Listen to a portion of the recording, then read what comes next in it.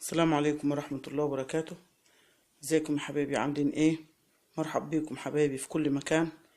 معلش انا اتأخرت عليكم شوية، يعني كنت في ظروف صحية، بس الحمد لله. يعني انا افتقدتكم، وان شاء الله يا رب دايما اشوفكم على خير واسمع صوتكم على خير بإذن الله.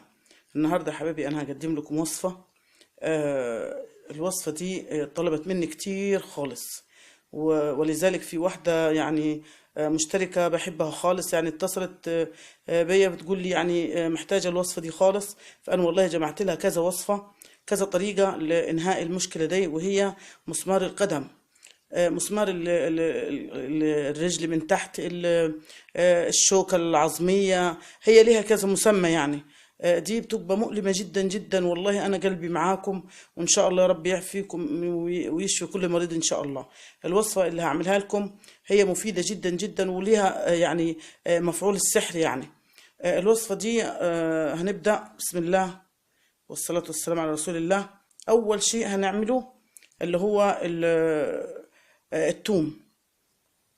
تجيبي حبة توم يعني زي كده اهو كده، على كد يعني ايه المكان اللي هي فيه المسمار القدم كده، تفرميهم وتعمليهم قرص كده. تحطي لهم زيت خروع، نقطتين ثلاثة زيت خروع، وتعمليهم قرص وتعمليهم لبخة في المكان اللي فيه المسمار القدم أو العظمة الشوكية أو كده، وتروحي لفاها بقماشة كتان أو قطن، قماشة قطن أو كتان، تلفيها لفة جامدة. الوصفة الثوم بزيت الخروع ده يقعد في رجلك حوالي 3 أيام 4 أيام. هتبص تلقي لما تشيل القماشة الشوكة العظمية أو المسمار القدم أو الجلد الناشف اللي هو بيعمل لك شكة في رجلك أو مخليكش تقدر تدوسي على الأرض، ده هينزل في القماشة اللي انت عاملاها بالثوم وزيت الخروع. حاجة تانية هنعملها برضو، طبعا قبل ما هتعملي الوصفة دي، قبل ما هتعملي التوم هتكوني جايبة طشت مية كبير دافي، مية يعني على قد ما تستحمليها، تحطي تنقع فيها رجلك. هتحطي 3 معالق من كده اللي هو بيكربونات الصوديوم اللي هو الكربوناتو اللي انا وريتهولك قبل كده، اللي احنا ده بتاع الخبز، عملنا بيه كذا وصفة قبل كده وانا وريتهولك. ده بتشتريه انت من العطار، اسمه كربوناتو بيكربونات الصوديوم، صودا الخبز. يعني الطريقة اللي انت هتشوفي فيها اللي انت المتاحة الاسم المتاح عندك في البلد. هتجيبي ال3 معالق كبار كده اهو، تحطيهم في طشت الغسيل، او طشت كبير كده يكون عندك، تكوني ناقعه رجلك فيه بميه سخنه خالص، يا دوبك انت تستحمليها وتنقع رجلك فيها دي لحد يعني قيمه نص ساعه كده. مجرد ما رجلك تطرى كده تنشفيها تنشفه كويسه، وتروحي عامله تحطي الثوم، تهرسيه في الكبه، وتحطي له نقطتين 3 زيت خروع، وتعمليه قرص كده اهو، تحطيه على رجلك وتلفي عليه قماشه كتان او قطن، وتسيبيه لمدة 5 أيام، 3 أيام أو 4 أيام قصدي. الوصفة دي مجرد ما هتعمليه كده هتتشال القطنة القماشة بالمسمار أو الشوكة أو الشيء البيئي اللي من في رجلك، كله ده هيطلع مني. دي الوصفة الأولى إذا كانت مش متاحة عندك، بس اللي هي دي كل يوم تعمليها، اللي هي الصودا الخبز أو بيكربونات الصوديوم. كل يوم على الله قبل ما تنامي تنقع رجلك في ميه دافيه خالص، تحط عليها 3 معالق صودا الخبز او الكربوناتو، وتنقعيها لمده نص ساعه لحد الميه اللي انت حاطه رجلك فيها ما تبرد. الوصفه الثانيه هنعمل البصل. طبعا الحاجات دي يا جماعه، البصل والثوم فيهم مواد قاتله للجراثيم والبكتيريا وبتعمل طراوه ورطوبه للجلد الناشف، الجلد اللي هو بيعمل زي حكايه شوكه كده في الرجل. هنعمل ايه بقى؟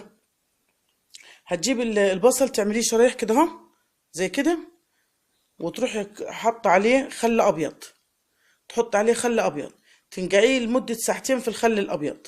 وبعد ما تنقعيه 2 ساعة في الخل الابيض، تاخدي البصله كده اللي هي معموله شرايح كده بنفس الخل اللي فيه، وتروحي حطها على المكان، مثلا المكان عندك انت كده اهو، هو الحته دي اللي فيها تحطي البصله كده اهو اللي منقوعه بالخل، وتلفي عليها ايه شاش او رباط ضاغط او قطنة او قصدي قماشة قطن او كتان. بس بعد ما تلفيها خالص كده على ايدك بالقماشة القطن او الكتان، القماشة القطن اللي انت هتتلفي بيها على مكان المسمار او مكان الشوكة، تلفيها وتسيبيها لحد الصبح.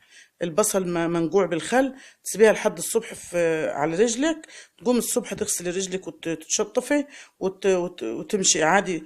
تيجي بالليل تعملي نفس الطريقة زي كده. طبعا دي إذا كنت أنت مش قادرة تخليها 4 أيام ورا بعض، طبعا عايزة تستحمي، عايزة تتوضي، عايزة تخش الحمام، هيبقى صعب عليك لما تكوني 4 أيام مش شايلاها. بس طبعا للضرورة أحكام يعني، ده علاج. انما انت لو مش قادره مثلا تخليها كده، يبقى دي تعمل البصل ده بالخل كل يوم بالليل لمده 4 ايام 5 ايام، هتلقي الشوكه طلعت خالص، او المسمار طلع لوحده كده في مع المداومه في غسيل بيكربونات الصوديوم. في برضو حاجه ثالثه برضو، هتجيب الليمونه زي كده اهو.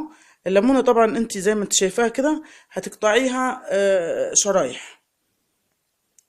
تقطع الليمونه شريحة زي كده اهو، وتحطيها برضو على نفس المكان اللي فيه المسمار، تحطيها كده اهو زي ما هي كده، وتلف عليها برضو ايه الشاش او القماشة لحد الصبح. وبرضو الليمون ده فيه المواد الحمضية اللي فيه دي بتقتل، هي اصلا المسمار او الشوكة العظمية دي عبارة عن ايه؟ عن ميكروب، بس ميكروب يعني مش خطر ولا حاجة، فيروس مش خبيث، فيروس حميد يعني، بس بينتهي بالحاجات البسيطة دي.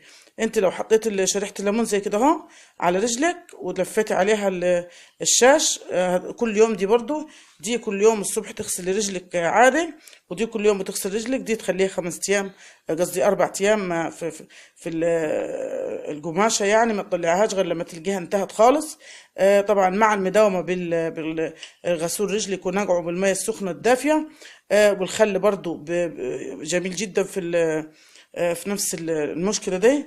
وإن شاء الله يا رب تكون وصفاتي كلها بسيطة وسهلة، ويا رب كده إن شاء الله يا رب كل اللي فيه مرض يعفى عنه ربنا ويشفيكم يا رب، ويشفي مرضانا ومرضى المسلمين. ويا رب كده ما أسمعش أي حد عنده أي شكوى في أي مرض، ويا رب تكون الوصفات بسيطة وسهلة. وأستودعكم الله الذي لا تضيع ودائعه. السلام عليكم ورحمة الله وبركاته.